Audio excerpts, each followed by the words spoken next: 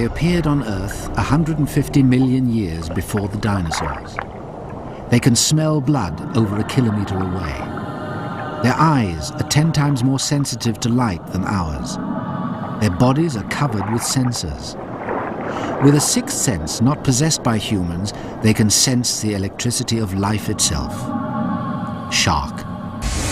The 375 known species of sharks range in size from the biggest fish in the sea to a creature small enough to hold in your hand. They don't have a bone in their bodies. Some dive deeper than seals and whales. They were the first to give birth to live young. They are one of the most ancient animals on Earth and one of the most misunderstood. Shark has taken many forms in the human imagination. People are sometimes killed by sharks, eaten alive. Some cultures have demonized them. Yet a few worship them as gods. But until recently, no one sought to understand them. Many still believe the only good shark is a dead one. What remains are its teeth and jaws, and the tools and instruments used to bring about its death.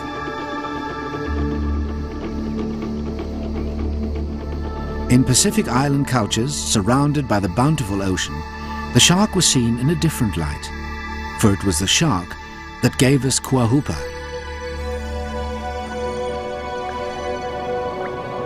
She was originally a fair-haired girl who became a goddess when she married the shark god of the sea. Now Kuahupa lives in a cave at the entrance of Pearl Harbor, where she arbitrates between shark and humanity, protecting both.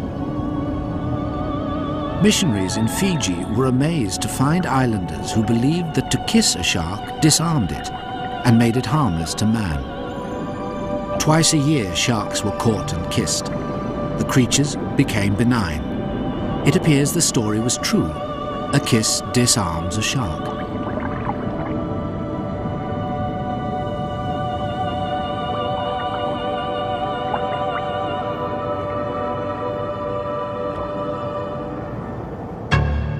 There is another image lurking in the murky depths of our imaginations, the image of nightmares.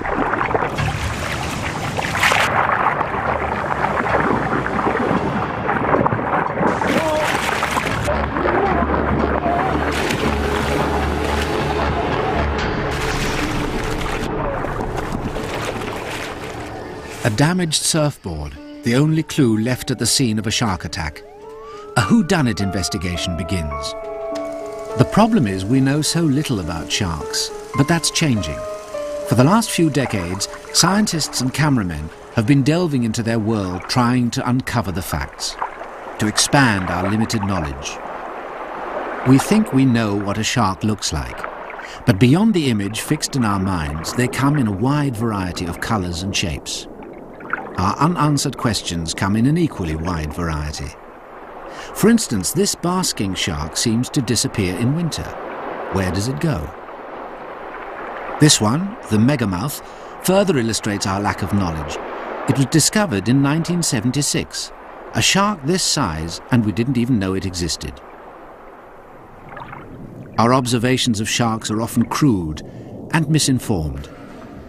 Part of the problem lies in where we observe them. Being creatures of the open sea, they don't always behave naturally in the cramped quarters of an aquarium. Faulty observation is not without precedent. In this old French engraving, the artist concocted a shark with the tail of a thresher and the gills of a great white. It's humans who are alien in the shark's world. Water is an unnatural medium for humans. Scientists must rely on artificial devices like this cage to help them observe. And for most people, what we don't understand, we fear. In Japanese mythology, sharks are a symbol of terror. So in World War II, fighter planes were painted with shark jaws to instill fear in the enemy. Even in more popular mythology, it is depicted as a villain. But the shark is not the only victim of our ignorance. There are many creatures in the ocean we know little about. And because of our fear of the unknown, we've turned them into sea monsters too. The octopus and the harmless ray. But every day, scientists are filling our book of knowledge with fascinating new facts about sharks. This is a baby horn shark, a bottom-dwelling species. To protect its eggs from drifting with the currents and predators, the horn shark lays her eggs in spiral, drill-like cases and deposits them in nest sites or wedges them between rocks.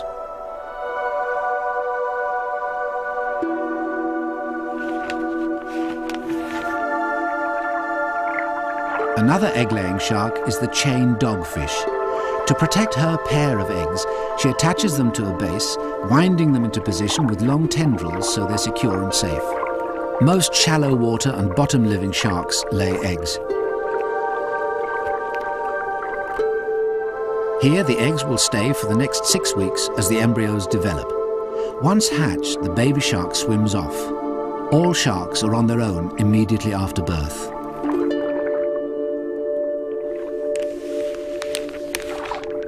Very little is known about the shark's mating behavior. It's hardly ever been seen. The courtship ballet of these white tips is a rare sight.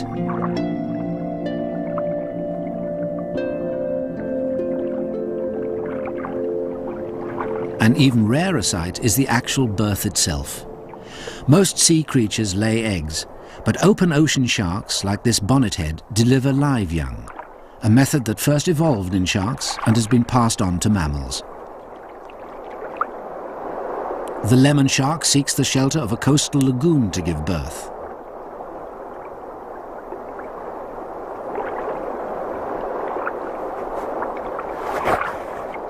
The young will remain here for several years before venturing into the ocean. The shark's sophisticated diversity below the water is reflected in its many roles above the water. The breadfruit is a staple crop for Polynesians. A likeness of a shark is hung to protect the fruit from thieves. Half scarecrow, half evil omen, it proclaims, "Steal from this tree and the shark will eat you." In legends throughout the Pacific, only the volcano is more powerful than the shark. Early Hawaiians believed they both possessed destructive and life-giving forces.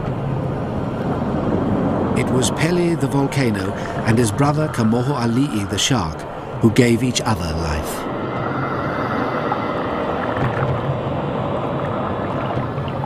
The shark is also a potent symbol of fertility. In the Pacific Islands, it's widely held that a barren woman who dreams about a shark gives birth to a child with magical properties. And perhaps sharks do have magical properties. They rarely suffer from cancer, another unsolved mystery. Shark liver oil contains 10 times more vitamin A than cod liver oil. Some shark skin has been found to contain a powerful antibiotic. If you think kissing a shark is absurd, think about the shark oil in some lipsticks and other beauty products. And parts of their bodies have been used for food. But there's nothing magical about shark fin soup. Sadly, any use of the shark has meant its death. Polynesians believed that a shark was the soul's last resting place, the ultimate incarnation. Living in such close proximity to island and coastal peoples, the shark earned more than their respect. It was invested with magical powers. Solomon Islanders believed that charms in the shape of the creature protected their nets from damage. And the shark was deified, the final adoration. That's why Kuahupa is worshipped.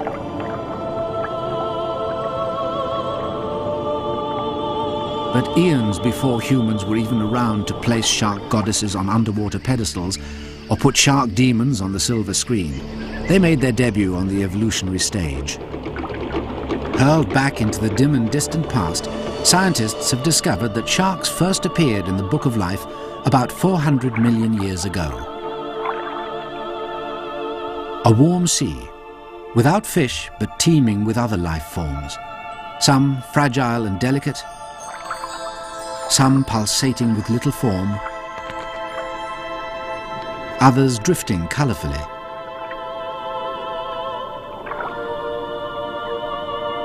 For some it was a life of floating with the currents.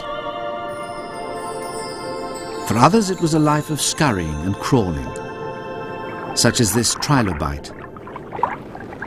Then the hagfish, a jawless creature evolved with a cylindrical body and a crude backbone. And then another with jaws and a tough skin made of the same material as its teeth.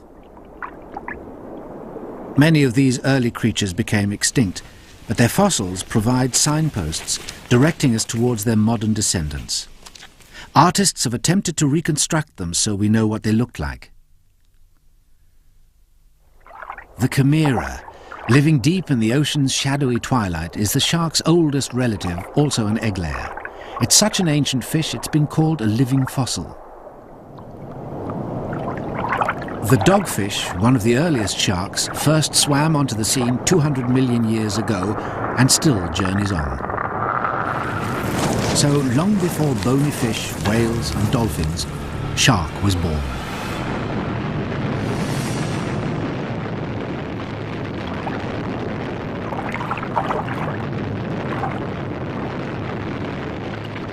Part of its long success is its skeleton. Made entirely of cartilage, it's lighter and more flexible than bone, giving the shark more speed and maneuverability. Unlike other fish, it doesn't have a swim bladder, which led to another misconception. Until recently, we thought sharks had to keep moving forward to survive.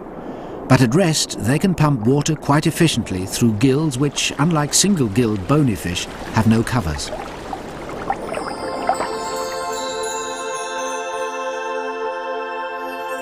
Like dinosaurs and mammals that evolved much later, sharks developed into hundreds of different species. By diversifying, they avoided competing for the same food, and each found its own niche in the sea. Some shark designs are familiar. Others come in unique patterns, shapes and sizes.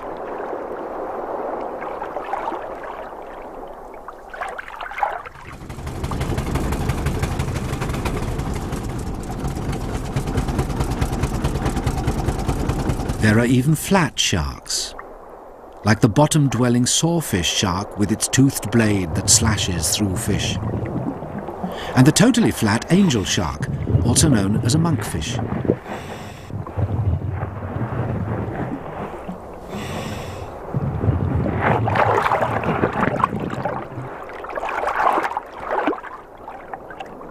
A shark swimming is grace itself.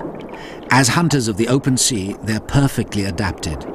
Streamlined bodies, positioning of the fins, and shape of the tail enable it to master acceleration, cruising, and speed swimming. The side-to-side sweep of the tail fin drives the shark forward, but also pushes the head down. To counteract this motion, sharks developed large pectoral fins.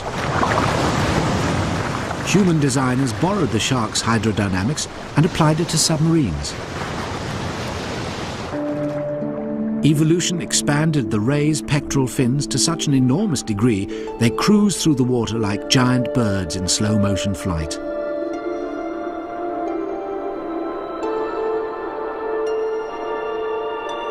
Millions of years after sharks perfected their streamlined design, humans took it to the air. Even Shakespeare got in on the act. In Macbeth, he had witches add to their brew the maw and gulf or stomach and throat of a ravined salt sea shark.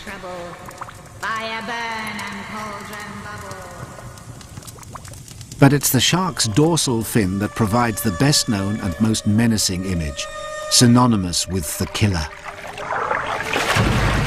And what's the killer's motive? The same as ours when we pick up a knife and fork: to eat.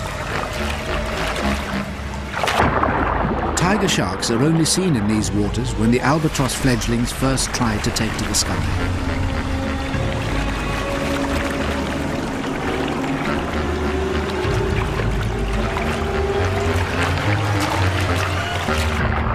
In all the ocean, they know exactly where and when to come for this food. Like man, most sharks are omnivorous, with a varied diet. When food is scarce, they've even got an internal rationing system, a way of preserving food in the stomach to delay digestion. And they're famous for swallowing strange things, mainly because they bite anything to see if it's edible. Some evidence suggests sharks don't even like human flesh. In the 16th century, a sailor was swallowed whole, then regurgitated live. Seals are popular food for some of the biggest sharks. Once they've found their prey, they strike. From a shark's point of view, a seal and a surfer look much the same. So sometimes, mistakes are made.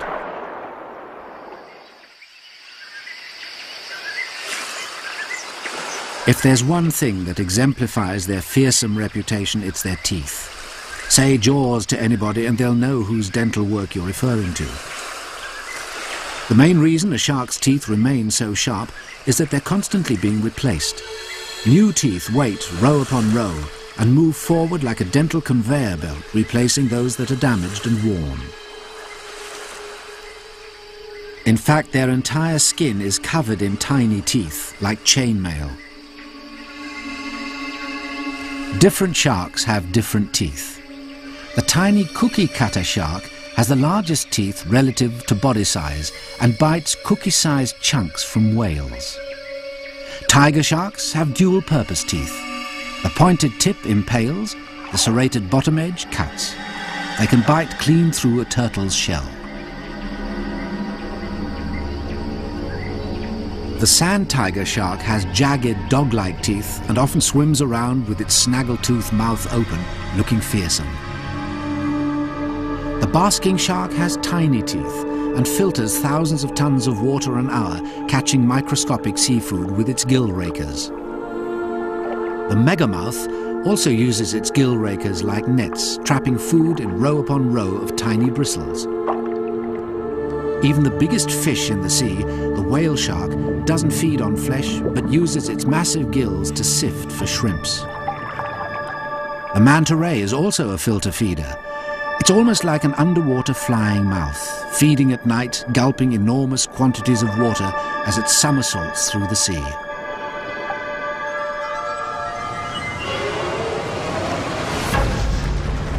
The classic shark image, the great white feeding on flesh and feeding our fears. Powerful neck muscles thrash the head side to side as the teeth slice through meat and bone. But what we see in films is not usual behavior. It's caused by the water being severely baited in order to attract sharks. The great white, unlike some sharks, doesn't have protective eyelids, so they roll their eyes back when biting into a victim. No doubt they're swift and efficient predators. They have razor-sharp teeth. Their gape is huge, and their teeth, in independently moving jaws, almost jump out of their mouth, striking with a force greater than an axe splitting wood. Humans recognize the usefulness of sharks' teeth. Ironically, it's likely that more people have died from shark tooth wounds inflicted by weapons than from sharks themselves. In Europe in the Middle Ages, they were used to detect poison in food and wine. It was thought fossilized shark teeth caused a noticeable reaction. The whodunit investigation continues. The motive, food. A case of mistaken identity? The victim was on a surfboard. Round up the usual suspects. Could it have been a beluga whale? Or a humpback whale? Not likely. The biggest thing they can eat is a small fish. What about a killer whale? They eat sharks, but people? Unlikely. Time to re-examine the evidence. Exhibit A, teeth marks. Definitely the work of a shark. But which species? The horn shark? No, too small. What about the bamboo shark? No, they have an alibi. They only crawl along the ocean floor. The wobbegong? Afraid not. Only bites when it's stepped on. The history of shark surveillance has a dubious record and is filled with questionable mugshots. Shark observation and description improved somewhat in the 1930s when Professor Beebe, an American scientist, went down 1,000 meters in a bathysphere. He still found it difficult to observe sharks. The old-fashioned way for divers to reach the underwater realm was not easy. The equipment was heavy and cumbersome. But it did get them where they wanted to go. And they did see sharks and rays, even if they didn't completely understand them. Rays are close relatives of sharks, but their spines, also made of cartilage, are not as flexible as those of sharks. It's their fins which drive them gracefully through the water. Because they're flattened, they have spiracles, or holes on top of their heads that help them breathe and pump water through their gills. They have long tails, and their gill slits are under the body as opposed to the sides.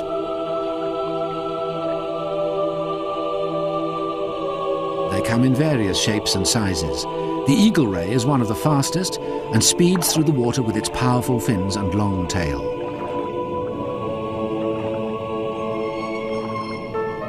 There are more than 400 species of rays. Some of them almost appear to have faces. The manta ray is the biggest of them all.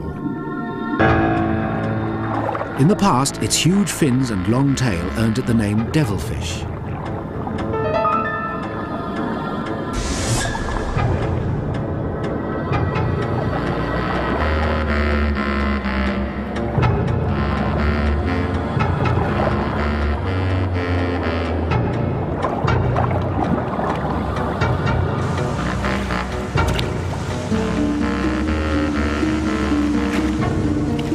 Like the shark, it too was a victim of human misinformation and suffered from the notion that the only good ray was a dead one. Now we know the manta ray is a simple plankton eater, harmless to man. Today, computer technology is used to improve our understanding of sharks, giving us a more accurate picture of their behavior. Radio tracking allows us to follow these elusive animals. We now know some sharks dive 20 times deeper than dolphins, 4 times deeper than sperm whales, and even dive into the zone of perpetual darkness.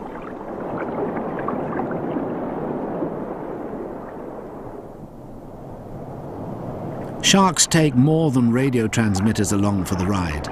The remora has a sucker on top of its head which it uses to attach itself upside down to a fish such as the shark. The shark doesn't mind. The remora eats parasites from its skin.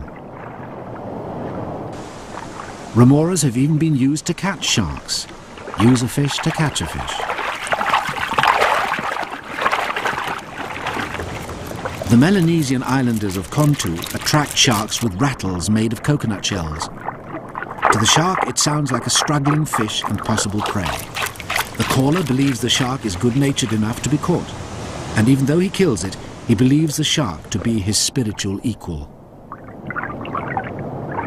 No human is a shark's equal when it comes to their sensitivity to sound. They sense vibrations along their entire body through tiny pores, directing them toward the prey before they even see it. Beyond the 5 senses we know, a shark possesses another. All life generates electricity. Special jelly-filled pores on the shark's snout enable it to pick up the weakest of signals, even a heartbeat. These electrical sensors guide them towards their prey.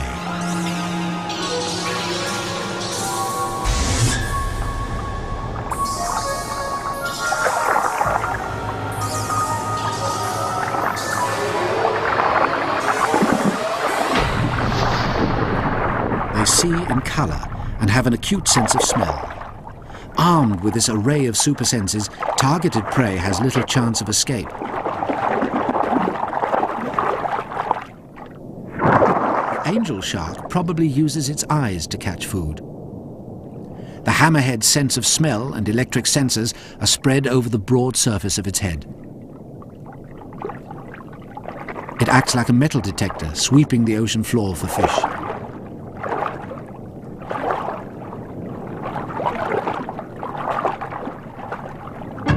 As we become armed with more information about sharks, we're better equipped to identify our surfboard suspect. The field has been narrowed down to the 5 sharks known to attack people. The tiger shark, the blue shark,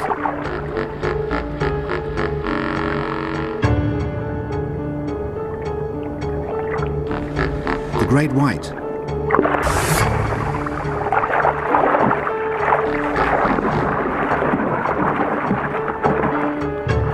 the oceanic white tip, and the bull, the only species known to swim up rivers and tolerate fresh water. The size and shape of the bite narrows the field to one. This was the attacker, a blue shark. Merely identifying the culprit doesn't sweep away our fear of sharks. Nightmare images still linger. Despite our scientific advances, humans continue to fear and fight sharks. In order for us to swim at the edges of the shark's domain, we net thousands of miles of beaches and destroy enormous amounts of marine life in the process. In one way or another, we kill over 100 million sharks of all kinds in 1 year, while they only kill, on average, 7 people a year. We are far more likely to be killed by lightning than a shark. Despite a growing body of knowledge, the ocean still remains an alien realm. Is that why the shark is still demonized? Because we don't know enough to shake ancient fears? The Polynesian fisherman tells a different story. We never fish for sharks. The shark is a person with us. We are related. He is our brother. They are familiar to us. We never eat them. We adore them, and they don't hurt us. We swim with them, and they don't hurt us.